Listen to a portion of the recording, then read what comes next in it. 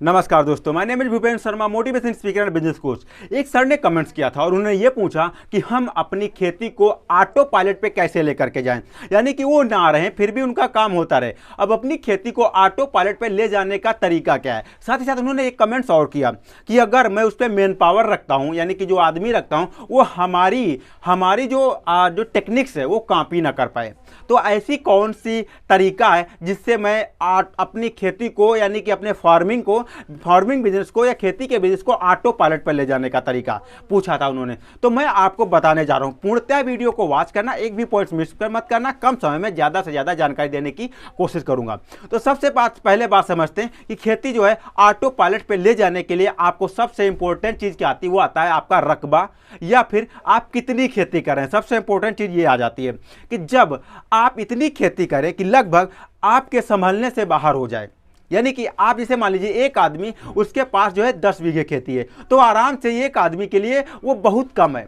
यानी कि अगर आपके पास 50 बीघे खेती है तो आपके एक आदमी के लिए संभालने के लिए बहुत है। अब वहां पर मैं बात कर लेता हूं, जैसे कि आपके पास 100 बीघे खेती है और आप उस खेती को ऑटो पायलट पे ले जाना चाहते हैं। अब यहां पर आपको अपने ब्रेन का सही यूज करना होगा। कैसे करना होगा? सबसे पहले आपको यह डिसाइड करना होगा, पेपर पे पूरा चार्ट तैयार करना होगा। कोई भी कंपनी, कोई भी इंडस्ट्रियल एरिया जब आप जाते हैं तो वहां पर कोई भी कंपनी जब मार्केट्स में आती है तो फुल प्रोसेस के साथ आती है। तो सबसे पहले आपको 6 महीने के पहले का एक जबरदस्त आपको चार्ट बनाना पड़ेगा। सबसे पहले आपको वहां पर यह डिसाइड करना पड़ेगा कि आप कौन सी खेती करने जा रहे हैं, कौन सी खेती करने जा रहे हैं। सबसे पहले डिसाइड कर लिया, फिर आपको यह डिसाइड करना है कि इसमें कितने टाइम पे हमें कौन कौन से उर्वरक, कौन कौन से जो है पानी कितने टाइम पे लगने की आवश्यकता है। अब ये भी जब आप डिसाइड कर लेते हैं तब आपकी लास्ट इंपॉर्टेंट पॉइंट आता है कि आपको इसमें कितने लेबर की आवश्यकता पड़ती है। देखिए, आपकी खेती को ऑटो पायलट पे ले जाने के लिए ये मेन 3 पॉइंट जरूर है।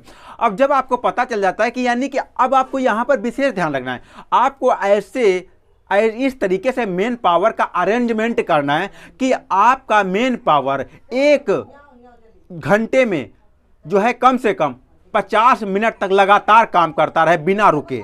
समझने की कोशिश करिएगा, बिना रुके लगातार काम करता रहे।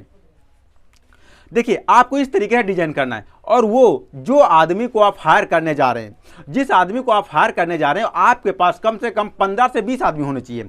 अब 15 से 20 आदमी होने चाहिए। अब यहां पर क्या आता है, अगर आप चाहते हो कि आपकी आइडिया को कॉपी ना कर पाए, तब आपको यहां पर क्या करना है, वो 20 आदमी को, जैसे कि आपने क्या किया, 100 बीघे आप खेती स्टार्ट करते हैं, यानी कि 20 एकड़ खेती स्टार्ट करते हैं। अब जो आपके पास 20 आदमी आप हायर करते हैं, यह आपके ऊपर डिपेंड करता है कि आप कौन सी खेती कर रहे हैं, उसका प्राइस रेट कितना है, आपके ऊपर डिपेंड करता है। आप यहां पर यह ऑब्जेक्शन मत उठा दीजिएगा, अगर 100 बीघे आदमी खेती करता है, 20 आदमी रखेगा तो 1 लाख महीने खर्चा आएगा। तो यह ऑब्जेक्शन आप मत करिएगा, क्योंकि यह आपकी खेती के ऊपर डिपेंड करता है। बहुत सारे लोग जो है खेती के द्वारा 100 बीघे खेती से 2 लाख रुपए महीने, 3 लाख रुपए महीने में फॉरेन कंट्रीज में लोग अर्न करते हैं।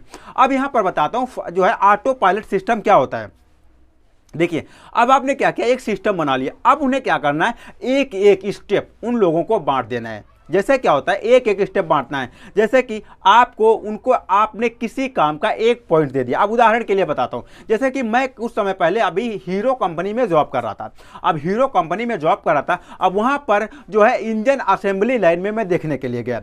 अब इंजन असेंबली लाइन में क्या था, हर आदमी अपना एक काम कर रहा था। कोई क्या कर रहा था, बोर पिस्टन डाल रहा था, तो कोई उसमें जो है नट लगा रहा था, तो कोई उसमें नट बोल्ट रख रहा था, कोई उसके पार्ट को रख रहा था, कोई उसमें जो है कुछ कर रहा था, कोई कुछ करते नहीं, सबका काम अलग अलग था।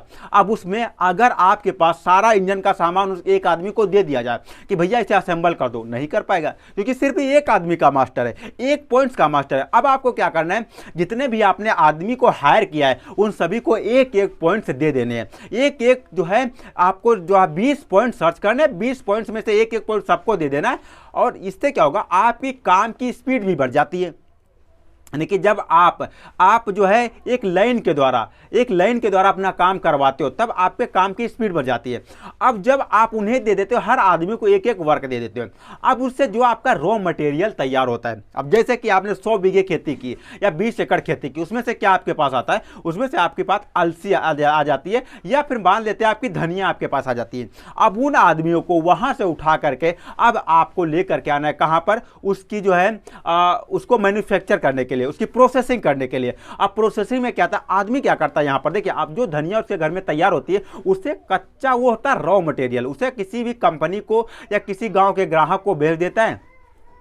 वो लोग उसे कहाँ बेचते हैं, पारस के पास या गोविंद के पास, जो भी, या टाटा के पास, जो भी आपके डेट में प्रेजेंट टाइम में जो मसाला आ रहे हैं, मसाले जो आ रहे हैं, अब उनके पास बेचते हैं। वो लोग उसे प्रोसेस करके मार्केट्स में लाते हैं। अब आपको क्या करना है, जो आपने रॉ मटेरियल तैयार किया, जैसे आपने धनिया तैयार की, अब उसे क्या करना है, उसकी आपको पिसाई करनी है। पिसाई करने के बाद फिर उसे पैकेट में पैक करना है, फिर उसे मार्केट में ले जा करके सेल करना है। इस तरीके से आपका आइडिया भी कोई कॉपी नहीं कर पाएगा और आप जबरदस्त तरीके से अर्निंग अच्छी तरीके से कर पाओगे। वहीं पे अगर मैं बात कर लूं, आप सरसों की खेती कर लेते हैं। अब आप सरसों को लोग खड़ी बेच देते हैं। अब वहां पर खड़ी या आपका सरसों एक प्रकार का रॉ मटेरियल हो जाता है।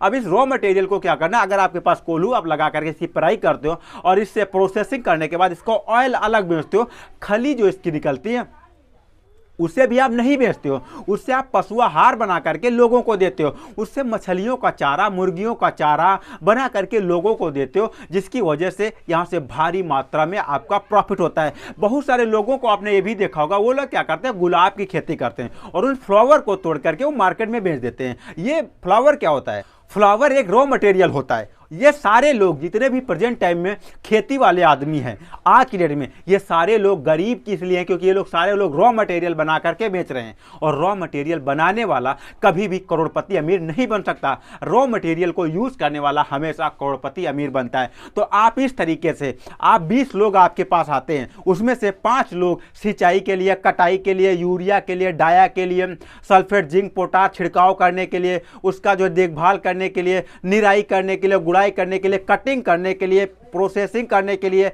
पैकेजिंग करने के लिए, पैकेजिंग करने के बाद मार्केटिंग करने के लिए, लोगों तक पहुंचाने के लिए, ऐसे बहुत सारे पॉइंट्स आपके पास होते हैं, जिन पॉइंट्स का आप उन 20 लोगों से यूज करके लगभग महीने का आप लाखों रुपए कर सकते हो। तो ये चीज मैं आपको बता दूं, ऑटो पायलट पे ले जाने के लिए सब कुछ तो आप कर सकते हो, बट सबसे पहले आपको ये सारी चीजों के बारे में एक बहुत ज्यादा नॉलेज होना चाहिए।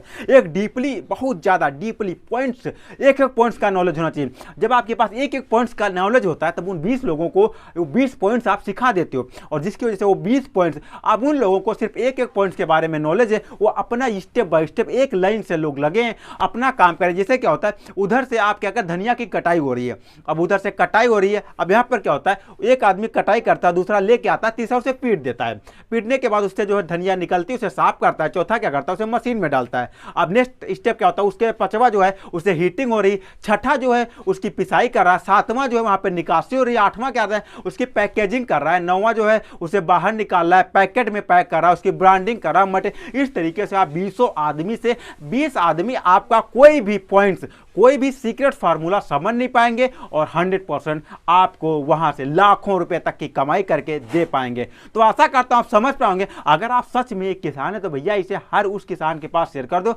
जिसे आप जानते हो, जिसके माध्यम से वीडियो आपको मिला है, उसे थैंक्स बोलो, क्योंकि उसने कुछ सोच समझ के आपको वीडियो सेंड किया है। मिलता है फिर अमेजिंग और फैक्टेबल वीडियो में, तब तक के लिए दीजिए इजाजत, नमस्कार।